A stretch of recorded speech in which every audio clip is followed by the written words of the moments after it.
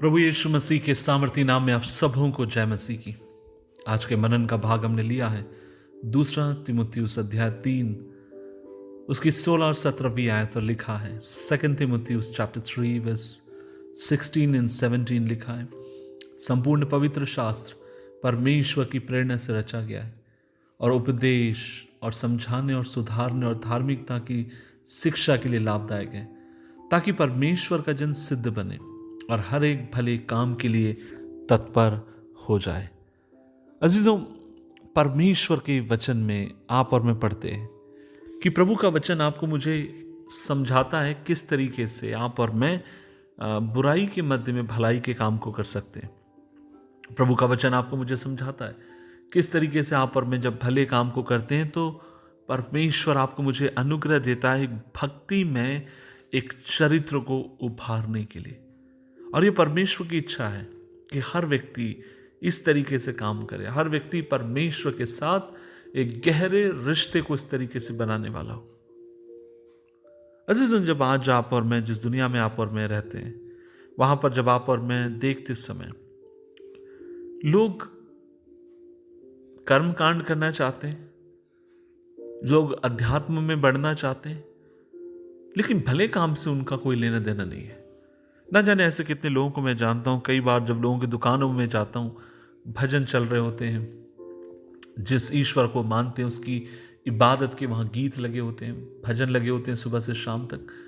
लेकिन एक तरफ वे भजन सुन रहे होते हैं, लेकिन दूसरी तरफ आप देखिए वे बहुत ही अन्याय कर रहे होंगे। कई बार क्रिश्चियंस के साथ भी यही कहानी। लेकिन बाइबल क्या कहती है? बाइबल आपको मुझे सिखाती है कि परमेश्वर ने आपको मुझे इसलिए पवित्र शास्त्र दिया ताकि आप और मैं सिद्ध हो जाएं और भले काम में आप और मैं निपुण होते चलते चले जाएं। इसका मतलब यह है, जो वचन आप और मैं पढ़ते हैं, सुनते हैं, खुदा आपको मुझे कुव्वत दे कि उन वचनों को आप और मैं अपने जीवन में लागू करें और उन वचनों के द्वारा आप और मैं परमेश्वर को प्रकट करने वाले हो जाएं। ताकि परमेश्वर चाहता है कि हम लोग दूसरों को भी प्रभु के मार्ग में खींच कर लेकर आने वाले हैं। और ये आपके लिए मेरे सौभाग्य की बात है। परमेश्वर आज आपको मुझे पुकारता है कि आप और मैं भले काम करें। ये भी एक सेवकाई है। आज मैं आपसे बोलना चाहता हूं कि जब आप क्रिसमस की तैयारी में लगे, बहुत अधिक तैयारी आप किस समय कर रहे होंगे, अच्छी बात है, अपने बच्चों के लिए, परिवार के लोगों के लिए। लेकिन मैं आपसे एक बात पूछना चाहता हूं और वो ये है, आपके जिस चर्च के आप मेंबर हैं, वहां के पासबान के परिवार की क्या हाल है? उनकी तैयारी कैसी चल रही है? हो सकता है आप कहेंगे पास्टर बहुत जोरों से, हमसे भी बहुत अच्छी। लेकिन हो सकता है आपके शहर में एक मिशनरी हो रहता हो, उनके बच्चों की तैयारी कैसी चल रही है? अजीजों, प्रभु चाहता है आप और मैं भले काम करने वाले हैं। उसका मतलब यह है कि क्रिसमस की रोशनी सिर्फ अपने घर में ही ना होने दें। प्रभु से अनुग्रह मांगे कि आप दूसरी जगह भी इसकी रोशनी को आप ले जाने वाले हो। प्रभु आपकी मेरी सहायता करे। परमेश्वर आपको मुझे अनुग्रह दे कि हम इस क्रिसमस में हम लोगों की हेल्प कर सकें, मदद कर सकें। अच्छी बात है, आप अपने लिए, अपने बच्चों के लिए आपने जो सोच रखा है, अपने बच्चों के लिए जो कपड़े और अपने लिए जो आपने सोच के रखे, बहुत बहुत प्रभु आपको और ब्लेस करे और आप खरीदने पाए। लेकिन आपकी चर्च में एक और परिवार है, आपके घर के पास एक मिशनरी का परिवार है, जो इस समय उतनी अच्छी कंडीशन में नहीं होंगे। शायद उनके बच्चे तड़प रहे होंगे, व्याकुल होंगे।